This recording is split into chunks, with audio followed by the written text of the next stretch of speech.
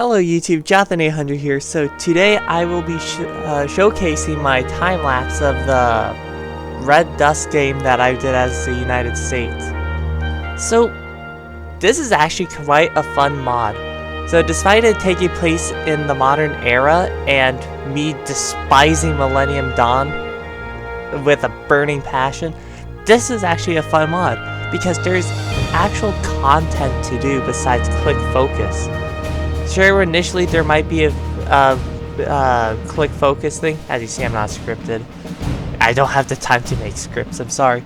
But with Millennium Dawn, you're just clicking focus, falling asleep, clicking focus, falling asleep, and I'm already asleep. Meanwhile, this mod, you'll click focus, and then there'll be something to do. There's a proxy war to get involved.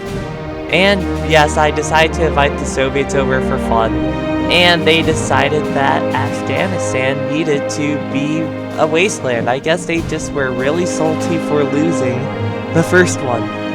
But either way, there is quite a few proxy wars in this mod, and they're actually quite fun. This is basically a Cold War mod set in the 2000s, which is somewhat fun.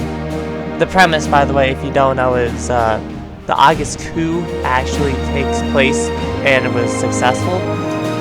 And the Soviets are still around and kicking somehow. So, during this, I'm currently in two proxy wars at the same time. It is the Indochina War and the Great Eastern War. So, I'm so demonetized for saying word so many times early in the video. But basically, communism must be halted, all that stuff. Also, you probably saw at the top left, I had a certain leader as President of the United States at this time. So the way I determined my elections was by randomly clicking the candidate. It's like, whoa, who am I gonna pick? You'll see it when I get to like the next election, which is coming soon because it's 2004. So in this case, I picked him when he was still quite liberal in his leanings. Okay, that was the one exception because I just thought it'd be funny if Jeb Bush would actually become president. And that's the example of how I picked elections. Just imagine if that's actually how we did elections, was just rolling the dice, seeing who would win. So, basically, the Great Eastern War goes very poorly initially. And I eventually do get it under control with a nice, juicy encirclement. But the thing is, as the United States in this mod, you have zero political power. And when you unlock certain laws, you lose even more political power. By the end of the game, I was making like 0.2 a day, and I still had to keep control of Afghanistan and prevent them from falling. So I have had pretty much no political power to do anything election related. You can also, passing bills in this mod is awful because you need to spend 100 political power, which once again you make less than one a day, to basically get your own party to agree with you, and then you have to spend another 100 to get the opposition to do it. But you needed to spend another 100 before to get them to at least tolerate you and not want you dead. So yeah, I just wish that you had a bit more political power as the US in this mod. I played the reformist Soviets, and oh, it was so nice to actually have political power in that game. But we are not showing the... Well, why am I saying we? I am not showing you the reformist Soviets game. Maybe next week.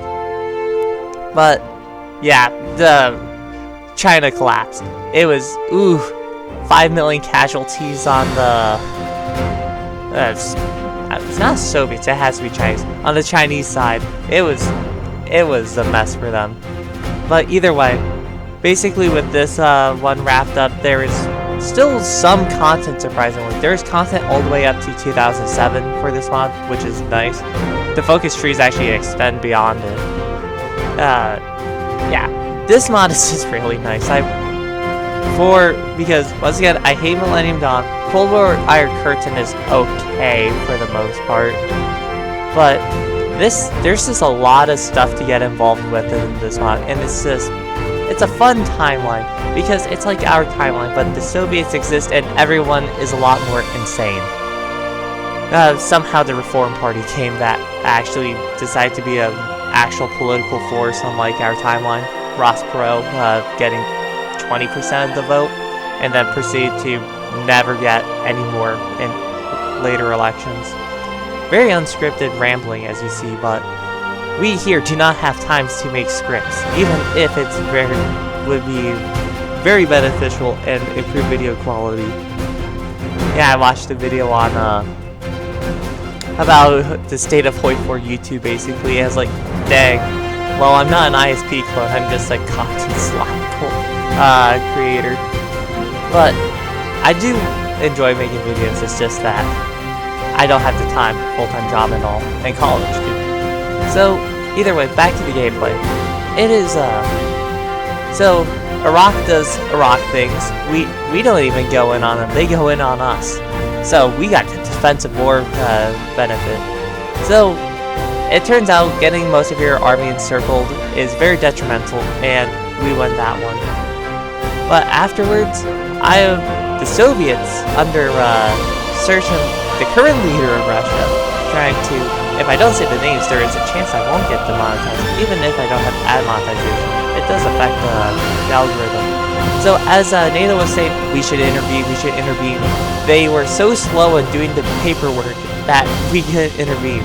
But don't worry, thankfully, the Soviets Turkey decides to shoot down a Soviet plane, and I think it was a great choice for the mod creators to actually allow a WW3 to actually occur, and you can force it as a player, because I know it was Kulturkrieg. I'm looking at Kulturkrieg. I want to start the next world war. Oh no, everyone just keeps backing down. Nothing ever happens. Well, in this mod, you can make things happen, and that's actually somewhat fun. So, I was, at this point, like, okay, this is the end game now, so I am going all ham. So, the Soviets used 10 billion nukes on Afghanistan, 10 billion nukes on Poland. I don't know if they actually bombed anyone else but Poland. Holy smokes, poor Poland. So, we are actual true liberators here, because I did not use a single nuclear weapon. Once again, I do not have the political power to invest 10 every week to get more nukes. And who needs nukes when you get the epic 20 with main battle tank divisions? So, yeah. I'm running out of things to say, basically, but the Soviets are not having a great time at all. Because who knew that the AI just cannot handle a spearhead of like 19 tank divisions. Yeah, I hardly trained any divisions. I had like a stockpile of 10 billion tanks and such. But I just never deployed them because it would be too annoying to micromanage.